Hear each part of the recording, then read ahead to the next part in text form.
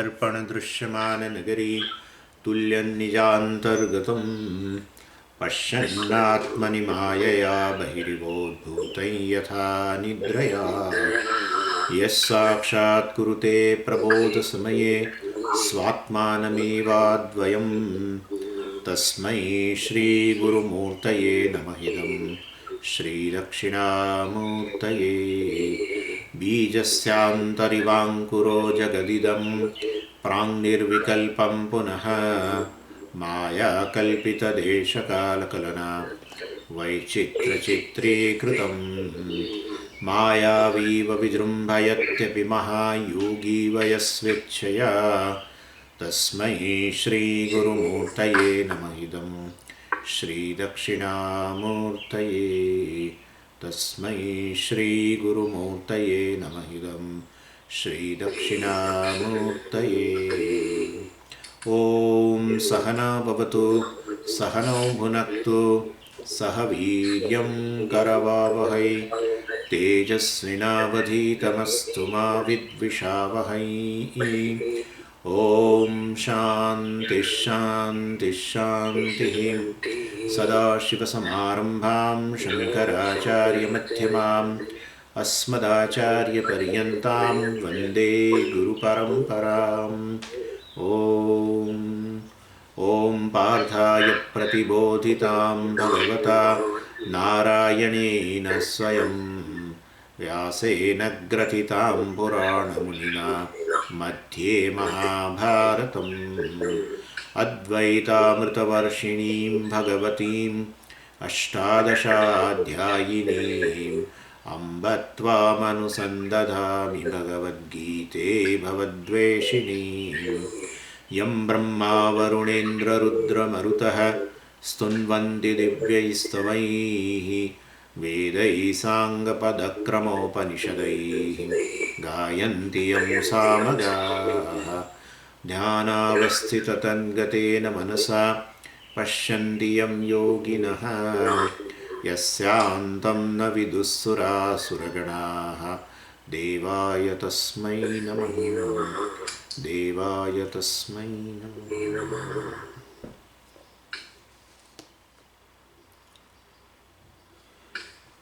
So today I would like to give you a summary of second chapter of Bhagavad Gita, and the second chapter, of course, can be broadly divided into 4 portions.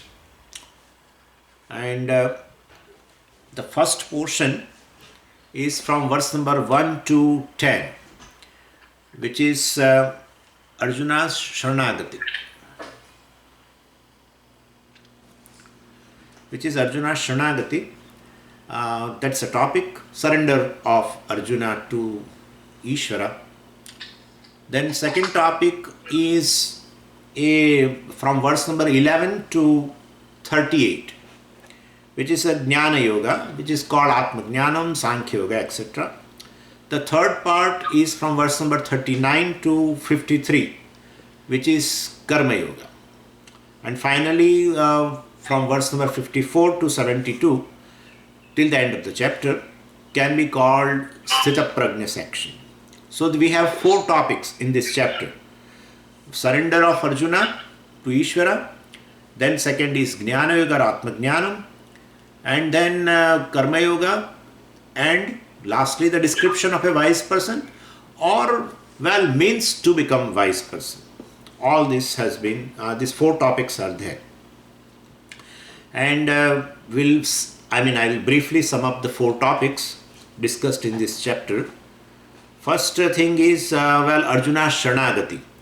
Now this topic actually we can understand if we can remember the topic of the first chapter. So this portion, verse number 1 to 10 in this chapter is basically more or less an extension of the chapter 1. So in the first chapter, where Arjuna discovered this problem of samsara in a very oddest place, in a battlefield, and we saw that problem of a samsara in Arjuna. It is nothing but a problem of ragaha, shokaha and moha. These 3 things are there. This is a particular disease, it's a pandemic. Really speaking, it's a pandemic. But here, this pandemic, everyone is born with this disease. And one has to find a solution. Otherwise, this disease continues even in the next life also. And what are the characteristics of this disease? We call it a samsara rogaha. What are the characteristics? So for ragaha, shokaha and moha are characteristic of this disease. What is ragaha? Well, ragaha means a problem of attachment. That's a characteristic of this disease. Attachment. And it is not Arjuna's problem, It is a human problem. Problem of attachment will vary from, the object of attachment will vary from individual to individual, but the problem of attachment is universal. So this is a fundamental human problem which, of course, Arjuna also had all the time, but he discovers this problem with its intensity in the first chapter, in the battlefield, of course, in the Kurukshetra, and that description is there in the first chapter. And how he expressed that, krupaya paraya vishtaha. Well, so Vyasacharya ji uses the word krupa. And so krupa means this attachment. As such, word krupa, Atma Krupa, Ishwar Krupa, Guru Krupa, all that. But there the meaning of the word krupa is a grace. But here, krupaya paraya krupaya, paraya, attachment towards the other. Avishtaha, he was overwhelmed with this first characteristic of this disease, and that is attachment, and he was overwhelmed with that. Paraya means of others. Paraya, krupaya means attachment towards others. So, that has been described in the first chapter. And once a person has an attachment, well, then there is a other characteristic also will appear of this disease. And what is that? A natural consequence of a sorrow. Natural consequence, that is sorrow, also appears. So called Vishadaha, Shokaha. I have told you the three characteristics are there of this disease, main characteristic by which you can identify this disease. And that is, the first is attachment. And well, once attachment is there, the natural outcome will be Vishadaha, grief. And the grief is because of two reasons. When I am attached to something, I never, want to lose that particular thing. I want that particular thing or a person, whatever, to be eternally with me. And intellectually I know that it is, against the law of creation. But I forget that universal law, and I want the object, object of that attachment to be always with me. I never want to lose that object. I may be object or person. So, and once I try to hold on to that object, any type of loss of that object, whether it is a actual loss or a imaginary loss of that object, I will not be able to withstand. And Arjuna was intensely attached to what were his objects of attachment? Well, Bhishma, Drona and other people also. Not only Bhishma and Drona, other people. Swajanam hi katham hatva sukhinasyama madhava. Swajanam. So he was seeing many people. And not only he was attached to only these two people. Many relatives were there on both the sides, of course. And therefore he was attached to all. That's how the relative means you are related to. And therefore basically he was attached to many other people. And of course intense attachment you can say towards Bhishma and Drona. And he has not lost them, of course. But he visualizes this war and also the possible death of these people and other relatives also. And he continuing to, and also imagine that he will continue to survive without them. And he just could not think of his life without them. And so very imaginary loss of this Bhishma and Drona, etc. And and he is not able to withstand, and therefore he goes through the problem of sorrow. As I told you, sorrow is arisen out of attachment, that's correct. But then imaginary loss of that object of attachment or actual loss of object of attachment, either way sorrow is born. And here, of course, in Arjuna's case, it is imaginary loss because they are right now still there in the battlefield in front of him. On his side also, because it's going to be a Kshatriya war. So on his side also, whatever relatives are there, he is going to lose. And on the other side also, whoever are there, he is going to lose. And therefore, he just could not even imagine the loss of the people, relatives, including Bhishma and Drona. And so from this object of attachment, from this attachment, a sorrow is born. So this is a second characteristic of this disease, a universal disease of a human being. Second problem you can say of a samsara, shoka, sorrow. Then the third characteristic of is of this disease is, once the mind is under the grip of this raga and shoka, it loses the capacity to judge things properly. So it loses the capacity to discriminate between right and wrong. It loses the capacity to discriminate between dharma and adharma, you can say.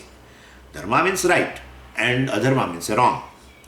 And when you lose the capacity of the mind to discriminate between these two, we call it as a moha. This is a third characteristic of disease, and that is moha. In general, we call in English as a human conflict. That is called moha. So otherwise we call in Sanskritam as a dharma adharma aviveka, incapacity to decide what is right and what is wrong. And therefore, incapacity to decide what is the right course of action and what is wrong, etc. You lose that capacity to decide it. So this is a human conflict, and this kind of a conflict, Puja Swami used to call this conflict, etc. is a gift as though to the human being. No other living being has this kind of a conflict. Whatever is they are programmed to do, it is all it is considered as a right action. And therefore, even a wild animal kills a cow, etc. It still is within the dharma. And therefore, because they don't have freedom, they don't have a freedom of, they don't have that choice, etc. They don't have a free will, etc. And therefore, they are programmed to do as per universal order. And therefore, only human being has that freedom. And he can choose what is right, what is wrong. But he will lose that capacity under the spell of attachment and under the spell of sorrow. So the third characteristic of this disease is delusion, conflict. In Sanskrit we call it as a moha. And very evident in Arjuna's case. Very, very evident. He was considering this, let them, and he says this all, even though it was adharma, he knows very well it was adharma, but still he considered this, this particular yuddha, in which when these people, adharmis, if they kill him, he considers it as adharma. It's better that they kill me. I don't want to kill them. It will be papa. Killing the adharmic people in the war by a kshatriya is considered as a opening gates of Swarga. It shows Punya Karma. But he considers ulta. That's called moha. And therefore, what is right, what is wrong, he has he has not that capacity to decide. So ragaha, shokaha, moha, which is otherwise called samsara, is Arjuna is facing intensely in the first chapter. And not only faces or discover the problem, he also tries to solve the problem on his own. And therefore he gives a very big lecture to Lord Krishna. In fact, in the first chapter, the role of both of them are reversed. Arjuna gives a sermon to Lord Krishna, and poor Krishna had to listen to Arjuna's teaching. This prarabdha cannot leave anybody. So it is Krishna's prarabdha. He Krishnam Vande Jagat Guru. He is a teacher of entire universe, entire humanity. And this fellow is giving a lecture to him about dharma, you understand. Where is the Sakshat manifestation of Ishvara? Krishna or Rama is a Sakshat manifestation of Ishvara, dharma. And so he is a dharma swarupa, and this person, champion, our Arjun champion, he is giving a discourse on dharma, etc. to Ishvara. So you can understand the prarabdha of Ishvara also. He doesn't have a prarabdha. This is just a joke. Krishna also, anyway, he was withstanding all this. Actually, it's just a nonsense thing, because whole thing, the base itself was wrong. Then you build up the whole arguments, etc. It has no basis. And in these three things are there: attachment and sorrow and delusion is already there. Under that spell of that, whatever you speak, it has no value. So Arjuna says that it is not proper to fight this war, it is adharma. And therefore I will run away from this battlefield. And Arjuna tries to solve the problem by himself, and Bhagavan keeps quiet, because if Arjuna is going to solve, why should I poke my nose and get a wound in the nose? And therefore, this is how the first chapter ends. Arjuna discovers the problem and tries to solve the problem by himself, and that is the point where first chapter ends. Now in second chapter we get the continuity. That's what I am saying. So in the second chapter, first 10 verses, it's all extension of the first chapter only. And so Arjuna is, since Arjuna is not surrendered to the Lord, 1 minute, somebody's. So Arjuna is not surrendered to the Lord Krishna, so Arjuna has not felt even maybe the need to seek external help. Krishna chooses to remain silent. That in the first 10 verses you can find that. In the beginning of second chapter, of course, we find Arjuna discovers the helplessness, which is called in Sanskritam Karpanya dosha. Karpanya dosha. I mean, he remains silent, Bhagavan remains silent, means he did not begin the teaching. That's what I want to convey. So, this kind of a dosha, he discovered, of course, Arjuna discovered that, helplessness later. And then that is called Karpanyam. Karpanyam means basically helplessness.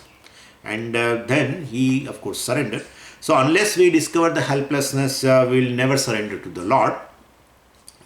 So we'll use the, word I surrender, but actual surrender will not take place if we don't discover helplessness. And that's how we surrender every day to Ishvara.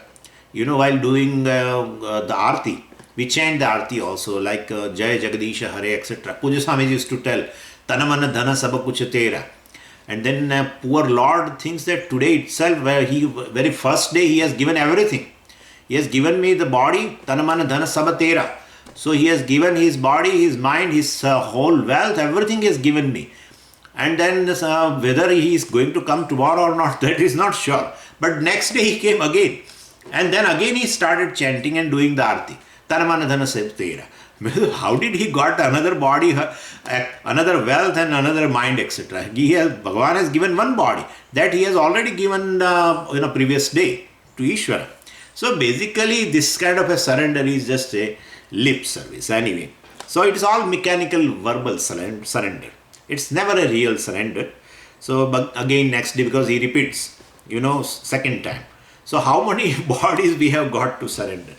We have already given the body to Ishvara previous day. Anyway, so real surrender takes place only once, because in that surrender, the surrenderer himself is gone. Then there is nothing to surrender next day. Then so no more no more surrenderer himself is got surrendered, and therefore no more there to surrender again next day. So that is how so real surrender we don't have. Every day we remain as a surrenderer and we keep on surrendering. That is just a verbal service. So anyway, but Arjuna discovers this helplessness and really surrender, because when the surrender follows the discovery of helplessness, then and then alone, it becomes true surrender. And that's how he said, Karpanya dosho pahatas svavaha pruchhami tvam dharma sammoda chetaha, etc. etc.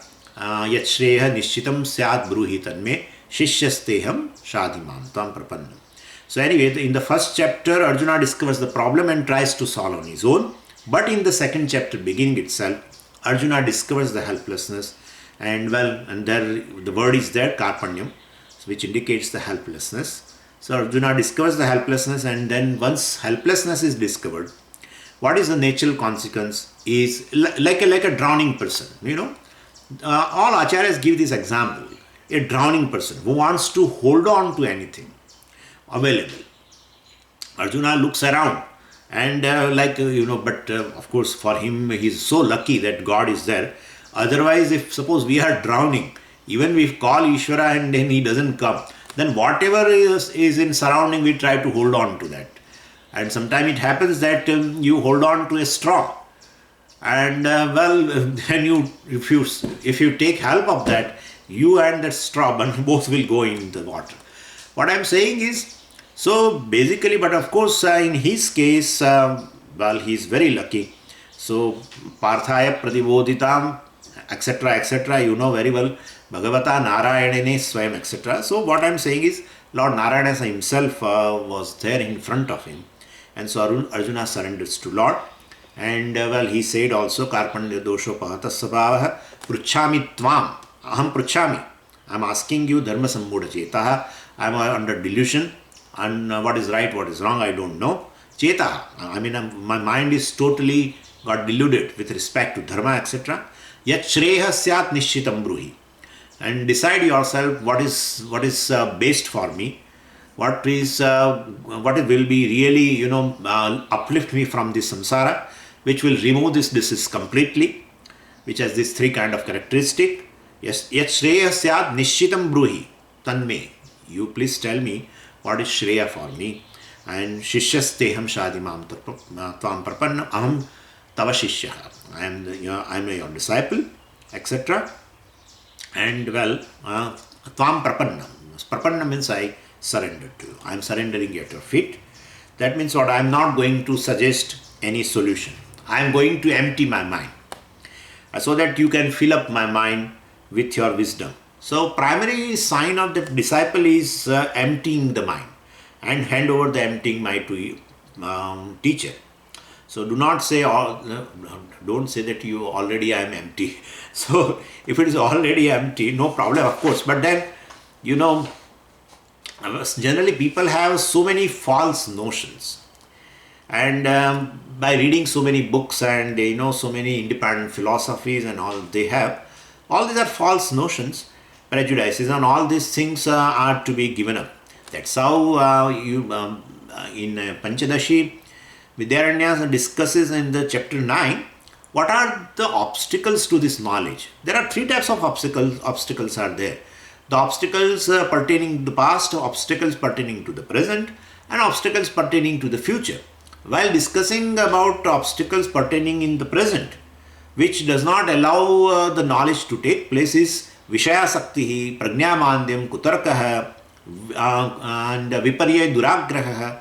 So one of the obstacles is Viparya Duragraha. Viparya means misconceptions. Misconception regarding Ishvara, misconception regarding Vedas, misconception regarding myself, misconception regarding the world, misconception regarding everything. And everything we have a misconception. In fact, what Veda says, that is the truth about everything.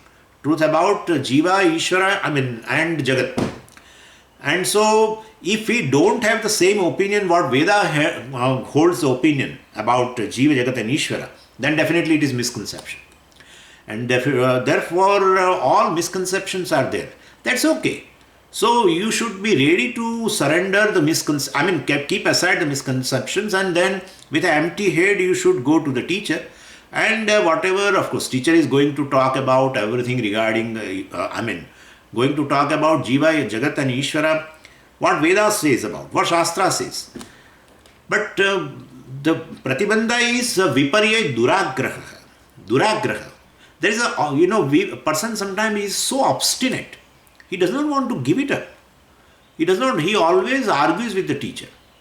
And that's a dangerous thing.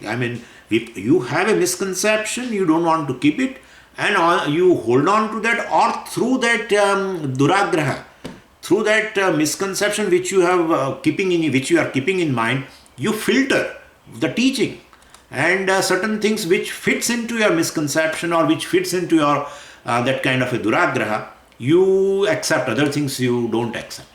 Then the knowledge is not going to take place. So, well, all these things are to be given up, and which alone is indicated by shaving the head. So when a person takes a sannyasa, in sannyasa ashrama, he shaves the head, because shaving the head means removing all the notions. Every hair represents every false notion, and you go to the teacher after shaving the head, means you keep aside all your false notions. So many false ideas we have got, and in fact, with that false ideas, if we listen, not only we listen, we judge the teacher also with those false ideas, and we even filter the teaching also with our own prejudices, and that won't work. So Arjuna keeps aside all of them, and he says, Shishya, I'm Shasanat Yogya. Well, I'm fit to be taught. Shishya means what? This is what? I am fit to be taught. Shasanam means a teaching. Shasanat Yogya Shishya. And therefore, so Arjuna, he is basically he is a Yajmana. Though he was sitting in that chariot, for the battlefield, he entered. He has a Yajmana, and he got converted into Shishya. And the moment Arjuna got converted into Shishya, Krishna also no more is now a charioteer or a driver. He also has become from an ordinary driver. He has become from the Apartha Sarthi. Well, he has become a Jagat Guru. He has become a teacher. Well, and teacher of course Arjuna, but through Arjuna, he has become teacher of the entire humanity. Krishnam Vande Jagat Guru. And therefore, but Swamiji is not a teacher of entire humanity. Nobody accepts him. Only you and me and few other people accepts him as a teacher. Well, that is correct. He does not want that you accept him as a Jagat Guru. But what he is going to teach, he applies to entire humanity. That's how we call it as a Jagat Guru. Don't think that all the human beings, all the Americans also accepted him as a Jagat Guru. I am not saying that. But what he is going to teach is applicable to entire humanity, not today. He taught before 5,000 years, and it is applicable to me, you and me right now, and it is going to applicable to all the generations which are going to come in the future. That is why we call it is applicable. What he is teaching or what he has taught to Arjuna, of course, is applicable to entire humanity, and so we call him as a Jagat Guru. And so, as Arjuna has become from Yajmana to Shishya, Bhagavan also has turned from Parthasarthi to the teacher.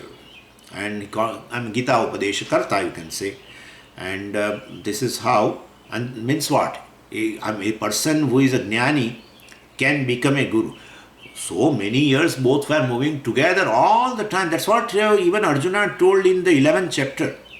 While, he said, you forgive me, etc. Because he saw this form, cosmic form, and he realized what Krishna is. He said, I was calling you, hey Yadava, oh Mr. Yadava, and oh Kaliya, oh black one, and this one, and that one. Because both were, they considered they were having of the same age. So, they were sakhas. Sakhas means samana khyatihi. That's called sakha. Samana khyatihi. Well, they were both of the same age and moving together and eating, sleeping, all together. All the time they were together. Bhagavan did not utter a single word. Well, he must have seen Arjuna, several times, because ignorance is there, and therefore definitely attachment would have been, he must have seen the attachment. It's not that in the battlefield he developed the attachment. The attachment was there from the beginning. And then definitely sorrow also must have resulted several times. He must have seen Arjuna sorrowful. He must have seen Arjuna deluded several times, but he did not utter a single word. So many years. And this battlefield also allowed him to speak. And when Arjuna thought that I would solve this problem on my own by running away from the battlefield and this, Bhagavan did not utter a single thing. When Arjuna said that Aham Shishya and you provide me the solution for this disease, removal of the disease, then Bhagavan, he has a jnanam, so he is a jnani, but then he provided the solution at this moment. So he has become a teacher at this moment, when Arjuna said that I am a Shishya. And therefore,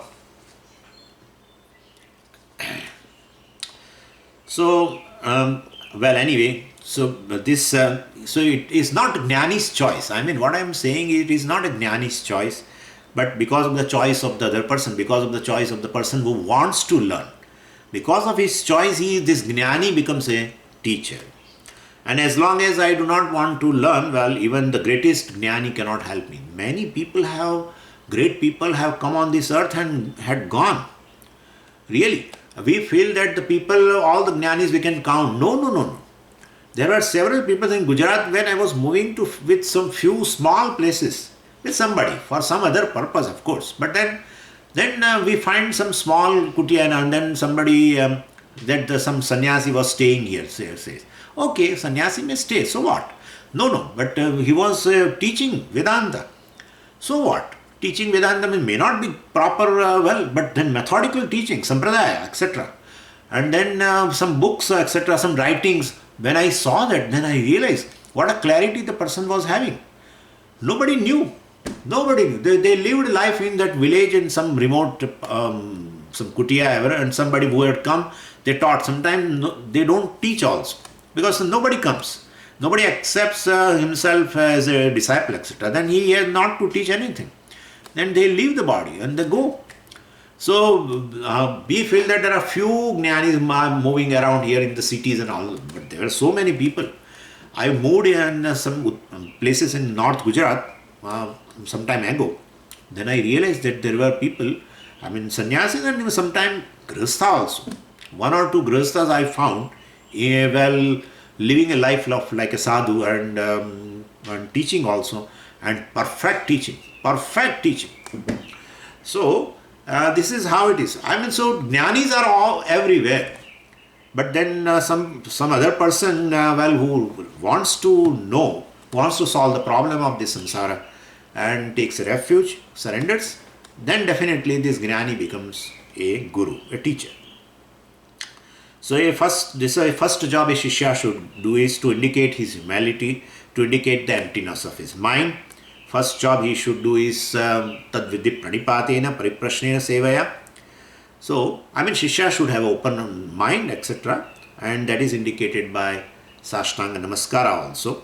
Tadvidhi pranipatena pariprashnena sevaya upadekshanti te jnanam jnaninas tattva darshinaha. You know this. Tadvidhi pranipatena. Tadvidhi. May you know this vidhi. Vidhi means may you know. What? Tat. That Brahman. Well, and pranipatena. So, you show your surrender, your empty mind through Sashtanga Namaskara, etc. And to that jnani, and then jnani comes to know, and then pariprashna, of course. Pariprashna means a well-directed question. Prashna means a question. Sometimes question is there, but then it's not well-directed. So that is a confusion even in the question itself. And what he wants to know really is not clear, etc. Then pariprashna means a well-directed question. And that if you want to see the example of the well-directed question, you can check in the Vivek Chudamani. The shishya approaches to the teacher and he puts the question in front of the teacher, and the teacher himself admire the way he asks the question, etc. Anyway, this is so pariprashnena sevaya, etc. Means some service to the teacher, etc. So by which you show your commitment. That's all. Actually, teacher wants a commitment. That's all it is. Teacher wants your commitment. If you want, and the commitment indicates your dispassion, your discrimination, everything it reveals. Teacher need not ask anything. Teacher observes this. Whether your commitment is towards knowledge or commitment towards other thing. Even that teacher also should have a commitment in knowledge and teaching and assimilating, etc. That's how the sannyasa indicates. Anyway, so and the shishya also, he expects the shishya also should have that kind of a commitment to knowledge. No other thing, no agenda. Puja Swamiji calls it no agenda. And is the person who teaches or the person who is receiving. Both are committed to knowledge only. One is receiving. So how will I know that the person is committed? How will a teacher know? Then what kind of a question is asking? Pariprashna seva, some kind of a service, etc. also reveals commitment. And pranipata also, of course, Ashtanga Namaskara also. So this Tadvidhi Pranipata, it is in the 4th chapter. And there Bhagavan talks about that this kind of a shishya when he is there. And so the humility is shown by Sashtanga Namaskara. So an arrogant intellect, of course, will find it very difficult to do Namaskara. And Arjuna himself takes a refuge, means a big thing. Because generally people who are successful, and they have that kind of a ego. And there is nothing wrong in that. But because people who are very well accomplished in a worldly, in a material world, sometimes they find very difficult to do a namaskara to a sannyasis or some other teacher of a Vedanta, etc. And because Arjuna himself has got a big name and he has got glory so much and wealth and position and what not. and he was really good looking also. That kind of a description is there. Everything, Arjuna had everything so far as material success is concerned. And still such a person, when he surrenders, well, then definitely he really wants to know. So they always ask this question: why did Krishna chose Arjuna to teach, and why not Dharmaputra? Basically, that's correct. Dharmaputra means Yudhishthira, and so much commitment to dharma means definitely where dharma is leading in your life means definitely ragadveshas are not there. That's for sure, because they cannot go together. What I am supposed to do and what I like to do are just opposite. And therefore, most of the time, what I like to do always win. And what I am supposed to do never wins. What I am not supposed to do and what I dislike, in that also it doesn't go. What generally I dislike is what I am, if it conquers, if there is a concurrence between that, means dharma is winning, and then definitely ragadveshas are definitely have no hold over his mind. What I am supposed to do I like, and what I am not supposed to do I dislike. Well, if you have, such a person is there, if you want an example, then Dharmaputra is an example. Yudhishthira, that's called Dharmaputra. He is the son of Dharma only. Anyway, so not Bhima, not Dharmaputra, not Nakula, not Sahadeva, not Bhishma, not Drona, etc. And people scratch their head, why Bhagavan chose not Dharmaputra and why he chose Arjuna? Well, but definitely the answer is very simple. Arjuna was taught because he asked for it. And he surrendered to Ishvara, and well, he asked for it. Dharmaputra had never said to Bhagavan that Shishyasteham Shadi Mam Tvam Prapanna. No. Bhishma has never said. Arjuna and our Duryodhana, where there is no question of saying. But anyway, so if they would have told this Shishyasteham, then definitely Bhagavan would have taught them. There is no question that why should not Bhagavan teach? It's a teaching for entire humanity. He doesn't have any prejudice, and so he could have taught to anybody. So depending, they might have asked questions, other things. Even, Yudhishthira has asked questions regarding dharma and everything to Bhishma when he was on the deathbed, and on the bed of the arrows. And then, Bhishma was waiting for the Uttarayana, etc. to depart. Then Yudhishthira thought it's a good opportunity, let me harm, because he is a very wise person. And so before he departs, let me ask him about wisdom. But he asked about all this, what is, ko dharma sarva dharmanam esha, etc., etc. And then for Vishnu Sahasranam, Bhagavan, Bhishma taught this, gave the name of Lord Vishnu, etc. And anyway, what I am saying is, if Yudhishthira would have gone to Bhagavan and of course surrendered and showed that and asked for the knowledge, etc., Bhagavan would have given, but he did not do. Only Arjuna did, and therefore Arjuna got the knowledge. And through Arjuna, of course, we also got the knowledge. So we are, after 5,000 years, we are also right now learning. Both of us, you all, I all are learning through this because of this. So, thus between first and 10 verses, we find Arjuna getting converted into disciple. And then the channels of communication is open. And so from the 11th verse of the Bhagavad Gita, second chapter, the actual Shastra, actual teaching takes place. And up to second chapter, 10th verse, no Gita Shastra, means the teaching was not there. And that's the first 10 verses, you can call it as a Upodghatam. Upodghata Prakranam means Upodghatam means introduction. Introduction to the entire teaching, in fact.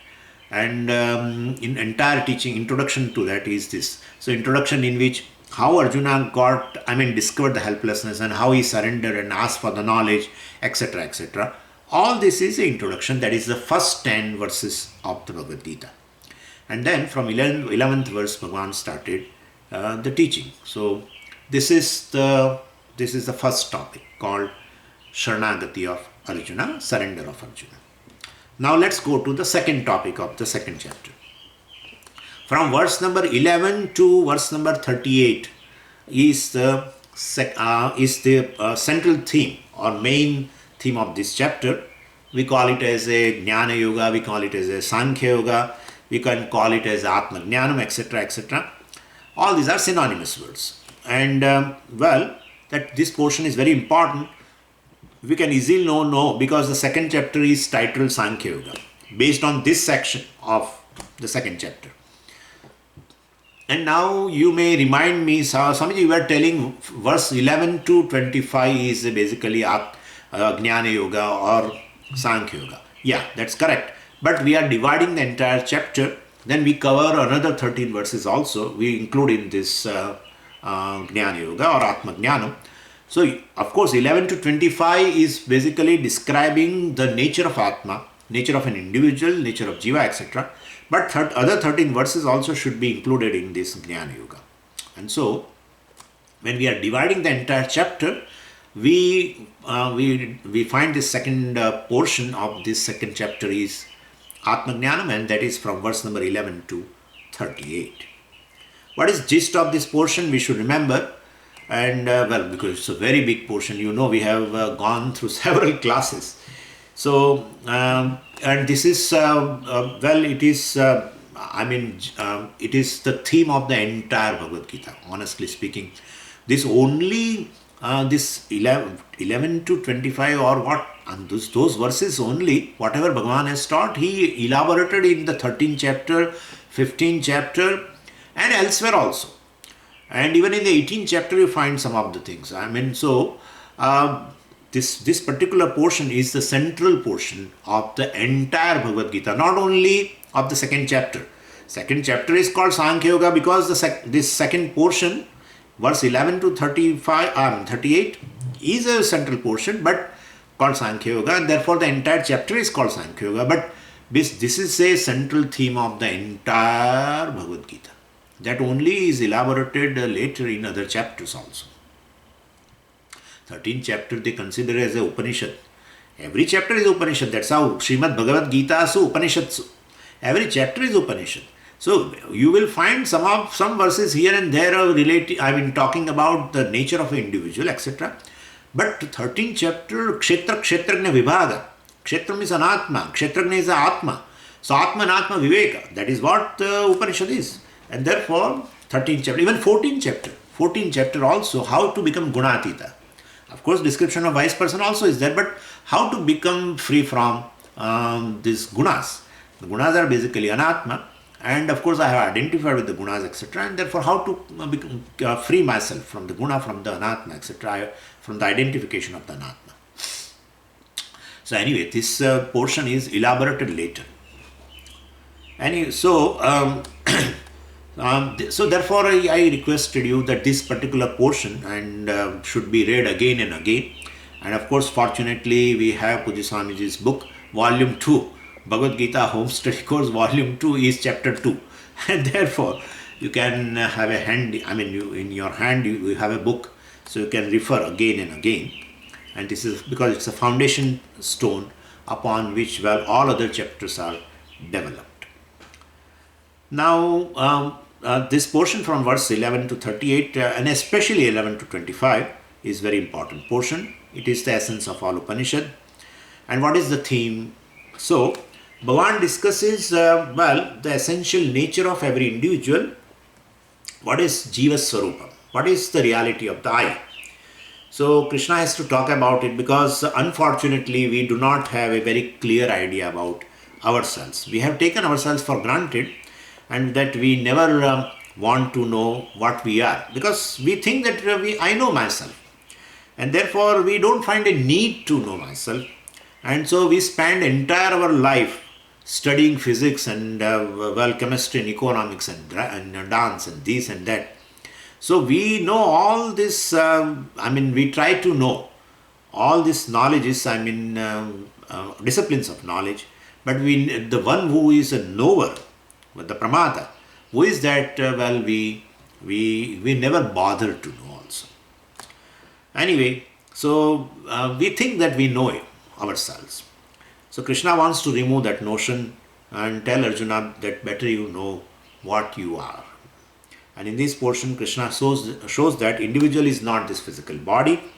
Thinking that I am the physical body, is the biggest misconception we are born with. And the next misconception is I am the mind, etc., I am senses, etc., with which I transact with the world.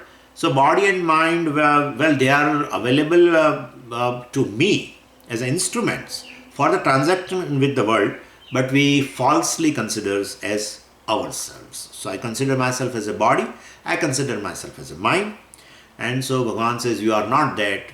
Well, vasamsi jirnani yatha vihaya navani grunnati naroparani tatha sharirani vihaya jirnani anyani sanyati navani degi, etc. This body is like a temporary dress, and that you make use of, which you will discard at the time of death. And when you wear a dress, you will be look different, that's for sure, depending upon the dress you wear. And therefore, and then one more thing also, we have discussed at a length why Bhagavan has given this example. And when you wear a dress where real, you cover the body, and therefore what you are really is nobody is known to you. And under the dress, you appear also a little differently. Same way, this body, etc., is when I consider as myself, so I don't know who really I am. And body is the upadhi. So, and with that I transact in the world, and then my introduction to the world, is different. And so, because depending upon the relationship to the world. But that's not the reality of me. So anyway, so body is only a temporary dress that you make use of, which you will discard at the time of death. So if you have got any doubt with regard to this fact, that you are not the body, etc., you yourself can check your experiences. When you study your own sleep state, in the state of deep sleep, you are never transacting through your physical body, but still you are existent as a being. So I do not function through my physical body, and still I am existent, means it is given to me in a waking state for the transaction with the world. So when I wake up, I use this body, and when I go to sleep, I keep aside the physical body as though. And it is not, even the same way, mind also. Mind is given to me in a waking state. I use it as an instrument. And and then when I go to sleep, I don't want to transact with the world, etc. I keep aside the mind also. So body and mind are like two goggles. They always call like that. There are two goggles and two glasses of the spectacles. I use them for transaction before going to bed. And when I go to bed, I remove the goggles. Like that, I remove this. And so it is used and removed. So body and mind are only media of transaction. But I am not them. And yes, morning we saw, of course, we said they are incidental attributes. So I am called a human being. So this humanness, manushyatvam is a incidental attribute of me. And then, purushatvam is a incidental attribute to me. And even the sannyasi, etc., of course, is an incidental attribute. Everything is incidental attribute. So with respect to mind also, you can tell you are so and so, etc., hearer, thinker, etc., all with the senses also. And definitely all these are incident attributes. So I am thinker, I am hearer, I am seer, I am a human being. All this, and in which manushyatvam, etc., all these things are there. Shrota, etc., all this, or manta, ganta, etc., everything is incident attribute. And basically I am free from that. And incident attributes with which comes and goes, either in a waking state or in a dream state. And in deep sleep state, of course, I keep them aside. And so as though tools, I keep them aside when the work is over, when the transaction is over. And when I really again want to work, then I pick up the tools. Same way, these things are there. Therefore, Bhagavan says, you don't consider yourself as a body. You all the time, throughout the life, you consider you are a mind, you are a body, and tries to know the entire world, the truth of the world, etc. But you don't know yourself, who you are. Okay, then the next natural question is, if I am not the body and mind, then who am I? So then Bhagavan reveals that you are the consciousness principle, and Shrotrasya Shrotram we saw, of course, in morning. So you are just a consciousness. And then next question is, what is that consciousness? Oh, then we discovered that also very well, that body, etc., mind, etc., they are all inert entities made up of matter. and they have 5 features. What are the 5 features? They are object of knowledge, they have attributes, and they are all the time changing, and they are limited, and they come and go in a given state, etc., etc. And therefore ultimately and so it is they are inert. And whereas I am consciousness who lends the consciousness to this body, and therefore consciousness must have the the opposite features compared to the inert objects, because inertness and consciousness cannot go together, and therefore basically this is inert thing because it has 5 features, and but it appears conscious. Okay, then I am lending the consciousness. I must be the source of consciousness. I am consciousness, and I must be having 5 features opposed to that 5 features. And of course, then we discovered also the 5 points I have told you also to remember. What is consciousness? Then the first point I said that consciousness is not a part of the body. Body is inert, and therefore consciousness, which is just opposed to that, cannot be the part of the body, not the product of the body, because inert thing give rise to inert thing, and therefore not a product of the body, not even a property of the body. Inertness is a property of the body, and therefore consciousness is neither a part, product, or property of the physical body. Then point number 2, I said the consciousness which is not a part or product or property of the body is definitely, then it is independent entity. Property means it is if a property of the body, then it cannot be independent. Any property cannot be independent of a substantive. Any attribute cannot be independent of a substantive.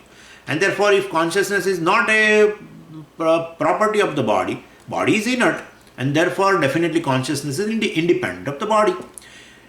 Product also is not independent of the cause, and therefore if consciousness is a product of the body, then consciousness cannot be separate from the body.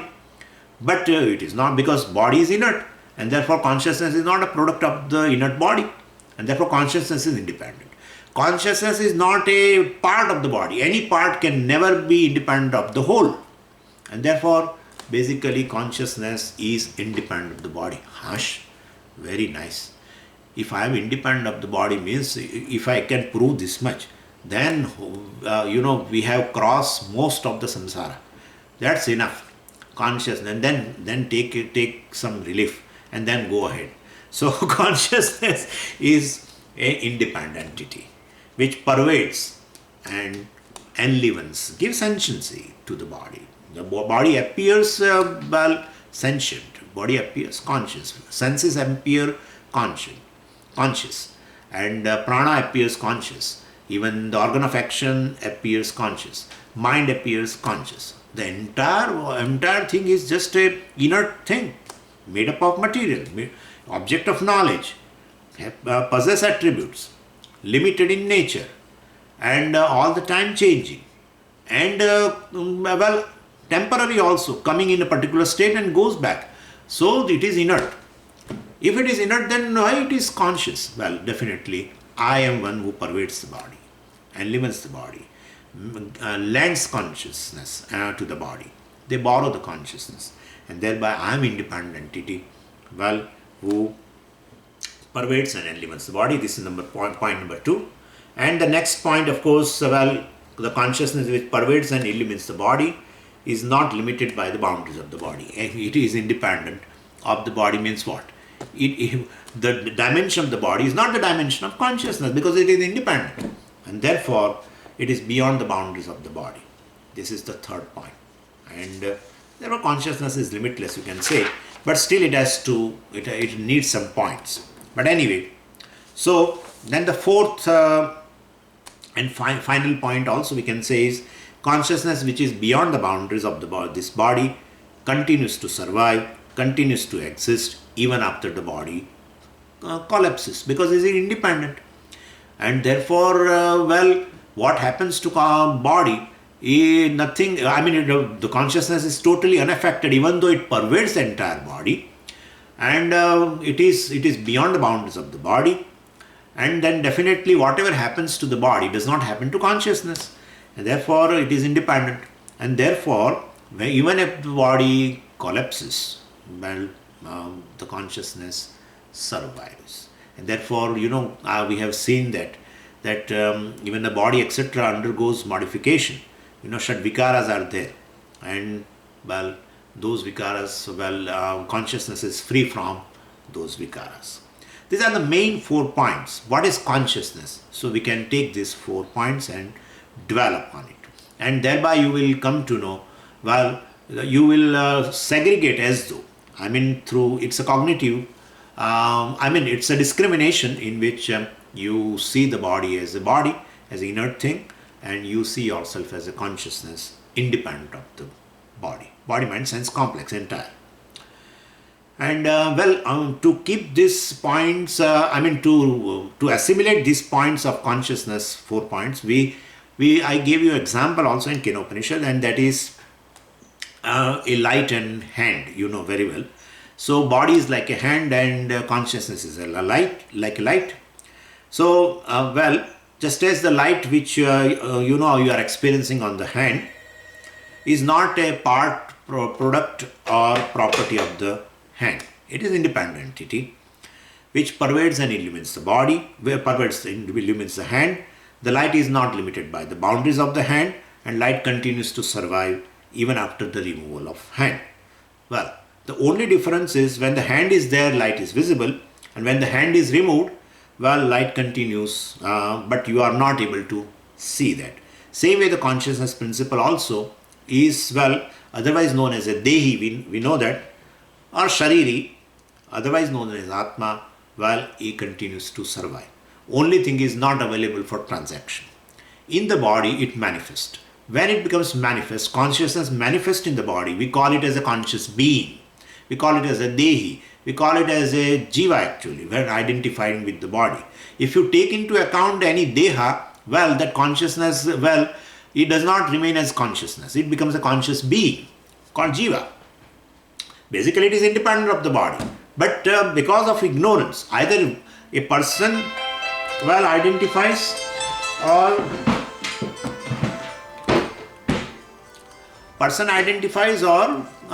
he identifies. The other person,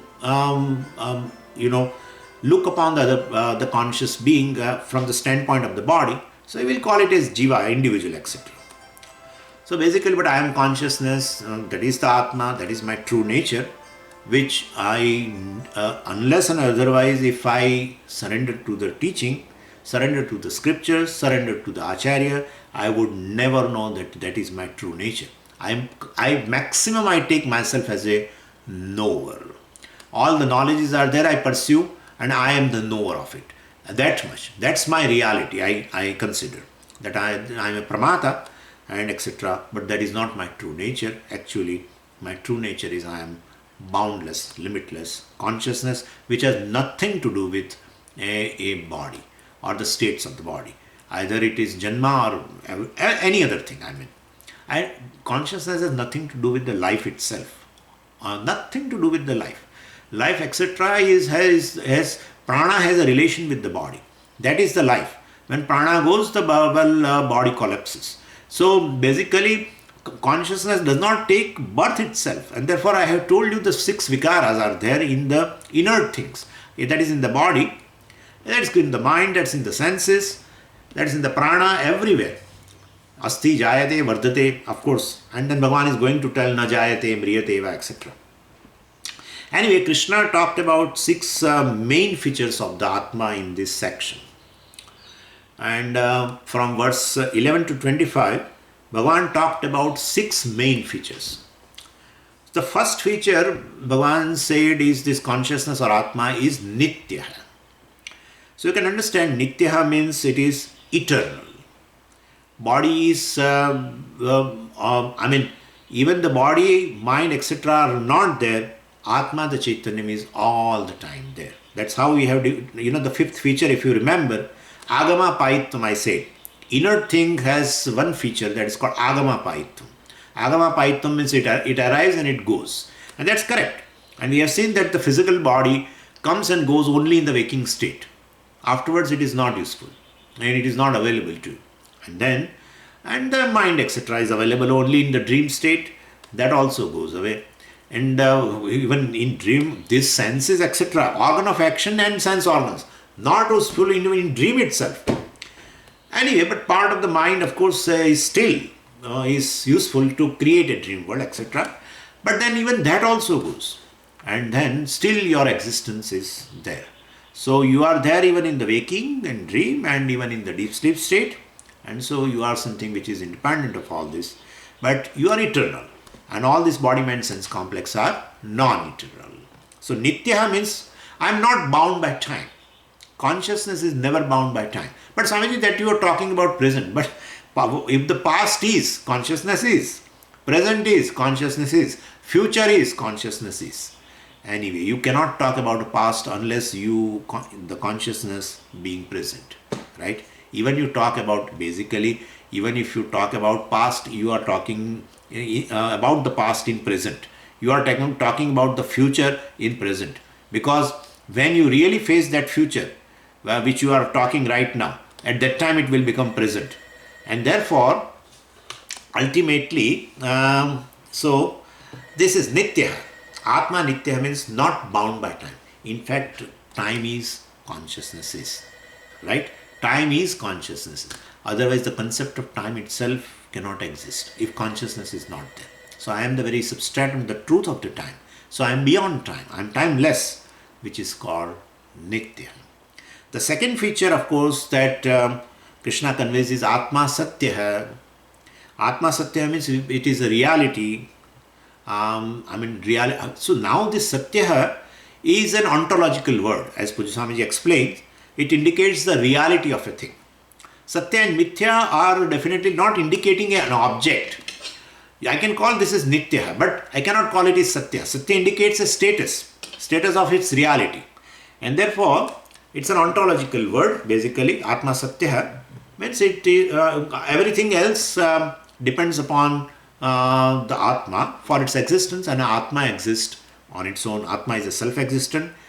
It is independent for existence, whereas everything else is dependent on the Atma for their existence. So everything is in terms of reality, everything is called Mithya, and Atma, it is self-existent, independently existent, therefore it is called Satyam. So Nityam and Satyam, you can find the difference. Nityam means it is timeless. It indicates Atma, but Satyam shows its status in terms of reality. And Bhagavan has talked about Atma Satya, etc. in the verse number 16, you know very well, which is a very terse. I told you it's a naughty verse.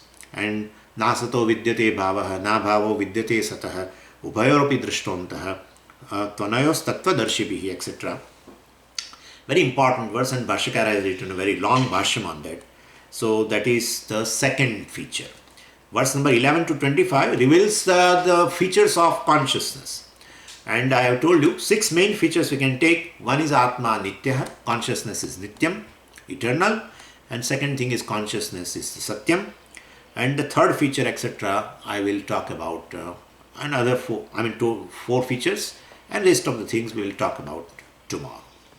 Om Purnamadav Purnamidam Purnat Purnamudachyate Purnasya Purnamadaya Purnameva Vashishyate. Om Shanti Shanti Shanti. Hari Om Shri Gurubhyo Namaha. Hari Om. Hari Om.